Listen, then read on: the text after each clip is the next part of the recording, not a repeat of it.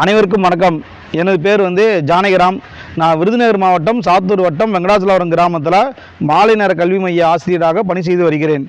Madurai ideas மையம் சார்பாக குழந்தைகள் பாராளுமன்றத்தை நடத்துவதற்கான பயிற்சி 2 நாள் பயிற்சி எங்களுக்கு கொடுத்தாங்க. உண்மையிலேயே அருமையான பயிற்சியாக அது இருந்துச்சு.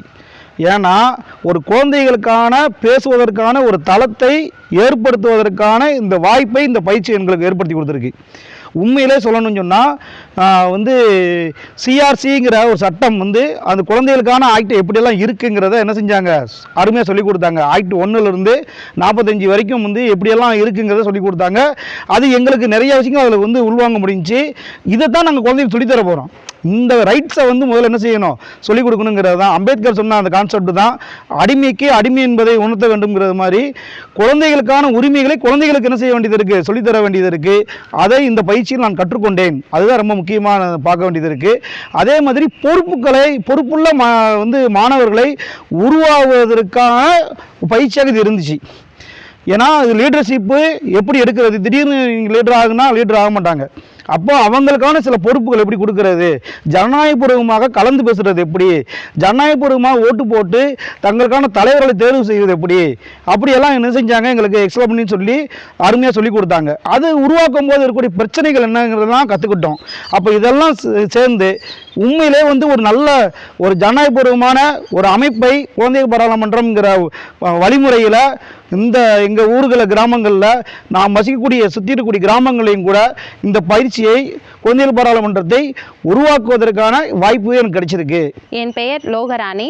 திண்டுக்கல் மாவட்டம் சிறுநாய்க்கம்பட்டி கிராமத்தில் மாலை நேர கல்வி ஆசிரியராக பணிபுரிஞ்சிட்ருக்கேன். நான் இன்று 2 நாள் பயிற்சியாக ஐடியாஸ் மையத்தில் குழந்தைகள் பாராளுமன்றத்தை எப்படி உருவாக்குறது அதை பற்றி நான் ஒரு பயிற்சி எடுத்துக்கிட்டேன். இதிலேருந்து எனக்கு என்ன தோணுது அப்படின்னா, நான் என்னோடய கிராமத்தில் இருக்கிறவங்கள சின்ன குழந்தையிலேருந்து, அதாவது 5லேருந்து 18 வயசு இருக்கிற குழந்தைகளை எப்படி நம்ம வழி நடத்தலாம் அப்படின்னு சொல்லி எனக்கு ஒன்று புரிஞ்சிச்சு. எங்கள் கிராமத்தில் மேக்ஸிமம் எப்படி இருப்பாங்க அப்படின்னா, பொதுவாகவே எஜுகேஷனல் லெவலில் எந்த ஒரு முன்னேற்றமும் இருக்காது. இன்னொரு கூச்ச சுபாவம் இந்த மாதிரி நிறையா இருக்கும். எந்த ஒரு விஷயத்துலையும் முன்னாடி நின்று பேசுகிறதுக்கு கூட யோசிக்கக்கூடிய ஒரு கிராமத்துலேருந்து தான் நான் வரேன்.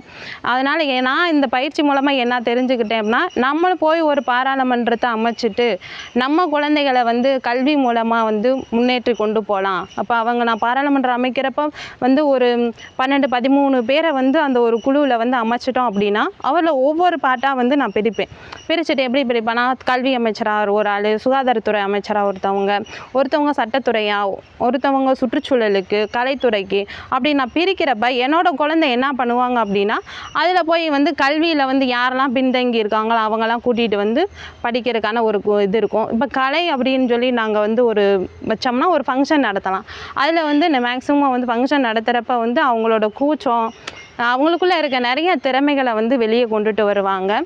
என்னோடய ஊரில் நிறைய வசதிகள் அவ்வளவா கிடையாது. அதனால் அவங்க என்ன பண்ணுவாங்கன்னா, அந்த வசதிகளை மேம்படுத்துறதுக்காண்டி ஒவ்வொரு பொறுப்பில் இருக்கவங்களும் ஒவ்வொரு இது பண்ணுவாங்க.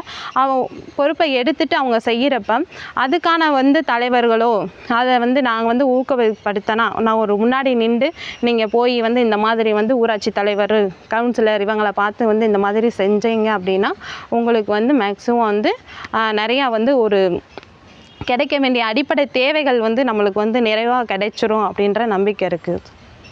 நன்றி.